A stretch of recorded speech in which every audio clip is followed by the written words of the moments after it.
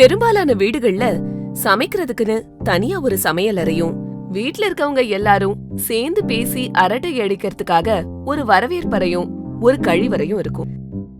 சில வீடுகள்ல படுக்கை அறையும் சமையல் அறையும் வரவேற்பறையும் ஒரே அறையில சில பகுதிகளா கூட இருக்கலாம். உங்களுக்கு இந்த உலகமும் ஒரு வீடுதான் அப்படிங்கறது தெரியுமா? மொத்த உலகத்தையும் ஒரு வீடா கற்பனை செஞ்சுக்கிட்டா அந்த உலகத்தை சமையலறையாவும் கழிவறையாவும் வரவேற்பறையாவும் நாம பிரிக்க முடியும்னு சொன்னா உங்களால நம்ப முடியுதா?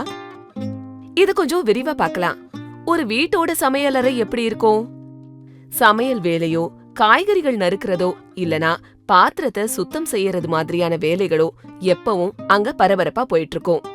பெரும்பாலும் நம்முடைய வீட்டுல நம்முடைய அம்மாவோ இல்லனா அக்காவோ வீட்ல இருக்கக்கூடிய வேற பெண்களோ தான் இந்த வேலைகள் எல்லாம் செய்யறாங்க.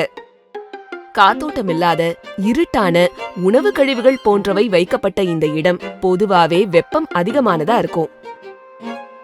ஆனாலும் இங்க பெரிய ஜன்னலோ மின்விசிறியோ இல்லனா ஏசியோ இருக்காது.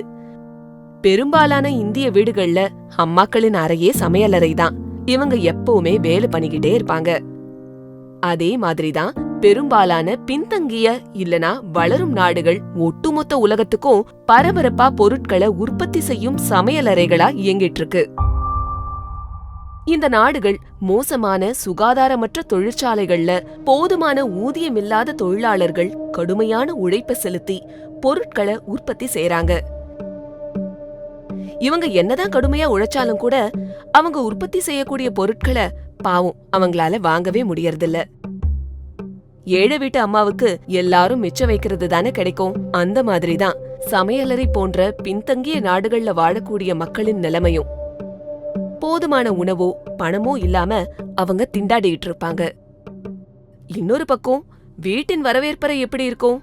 நல்ல காத்தோட்டமும் வெளிச்சமும் உள்ள இந்த அறையில ஏராளமான அழகு பொருட்கள், பெரிய தொலைக்காட்சி பெட்டி, வசதியான இருக்கைகள், கை கெட்டுற தூரத்துல நொறுக்கு தீனிகள், பொழுதுபோக்குக்கான விளையாட்டுகள், புத்தகங்கள் இதெல்லாம் இருக்கும். அப்படித்தானே?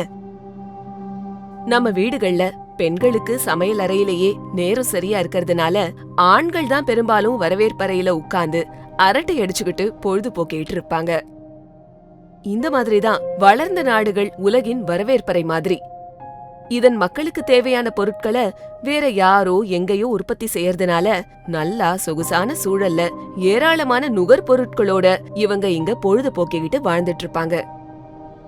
இன்னொரு பக்கம் வீட்டுல கழிவுகளை வெளியேற்ற எப்படி ஒரு கழிவறை இருக்குதோ அதே மாதிரி வளர்ந்த நாடுகள் தங்களுடைய கழிவுகளை கொட்ட பின்தங்கிய ஏழை நாடுகளை கழிவறை போல பயன்படுத்திக்கிறாங்க.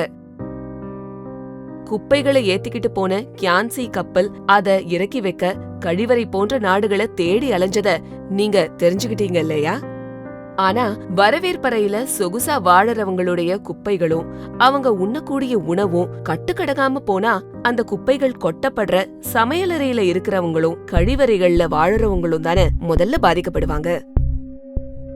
அந்த மாதிரிதான் வளர்ந்த நாடுகளின் மிக அதிக நுகர்வால ஒட்டுமொத்த உலகமும் காலநிலை மாற்றத்தால பாதிப்புக்கு உள்ளாகிட்டு இருக்கு. எல்லா நாடுகள்லயுமே காலநிலை மாற்றத்தின் பாதிப்புகள் இருந்தாலும் கூட ஏழை நாடுகள் மற்றும் பின்தங்கிய நாடுகள்ல இதனுடைய தாக்கம் அதிகமா இருக்கு. இயற்கை சீற்றத்தால ஏழை நாடுகள் பாதிக்கப்படும் போது அதுல இருந்து எளிதில அவங்களால வெளியேற முடியறதில்ல. பாகிஸ்தான் நாட்டுல ஏற்பட்ட வெள்ளத்தால அது மிக கடுமையான பொருளாதார இழப்ப சந்திச்சு நெருக்கடி நிலைமைக்கு ஆளாச்சு. இது உங்களுக்கு தெரிஞ்சிருக்கலாம். பின்தங்கிய நாடுகள்ல தீவிர காலநிலை நிகழ்வுகள் ஏற்படும் போது அந்த நாடுகளால மக்களை முழுமையா பாதுகாக்க முடியாம போயிடுது. அதனால உயிரிழப்புகளும் ஏராளமான சேதங்களும் ஏற்படுது. ஆனா இந்த பிரச்சனைகளுக்கெல்லாம் காரணமா இருக்கக்கூடிய வரவேற்பறை போன்ற வளர்ந்த நாடுகள்ல வாழறவங்க ஏராளமான செல்வங்களை வச்சிருக்கிறதுனால எளிதா பிரச்சனைகள்ல இருந்து தப்பிச்சிடுறாங்க. சரி, இப்ப விஷயத்துக்கு வரலாம். இப்ப சமையலறையிலையும் கழிவறையிலையும் இருக்கக்கூடிய பிரச்சனைகளை சரி செய்ய வேண்டியது யாருடைய பொறுப்பு? அவங்களே அவங்களுடைய பிரச்சனைகளை பாத்துக்கணுமா, இல்லனா பிரச்சனைகளுக்கு காரணமானவங்க அவங்களுக்கு உதவி செய்யணுமா? இந்த உலகத்துல நிகழ்ந்த பெரும்பாலான சூழல் நாசங்களுக்கு பொறுப்பு வளர்ந்த நாடுகளுக்கு தான் இருக்கு. அதனால பின்தங்கிய நாடுகள் காலநிலை மாற்றத்தை எதிர்கொள்றதுக்கு வளர்ந்த நாடுகள் உதவுறது கடமை மட்டும் இல்ல, அது காலநிலை நீதியும் கூட. இந்த நீதியை நிலைநாட்ட வளர்ந்த நாடுகளின் நுகர்வை கட்டுப்படுத்துறதும், அதே நேரத்துல ஏழை பின்தங்கிய நாடுகளின் மக்களுக்கு அடிப்படை தேவைகளை கிடைக்க செய்யறதும் அவசியம். இதுக்கு தேவையான பணத்தை வளர்ந்த நாடுகள் வழங்க வேணும்னு காப் போன்ற மாநாடுகள் வலியுறுத்தி வருது. இந்தியா போன்ற வளரும் நாடுகளின் மக்கள் காலநிலை மாற்றத்தை எதிர்கொள்ளவும் காலநிலை நீதியை நிலைநாட்டவும் இந்த மாதிரியான உதவிகள் அவசியம் தேவை.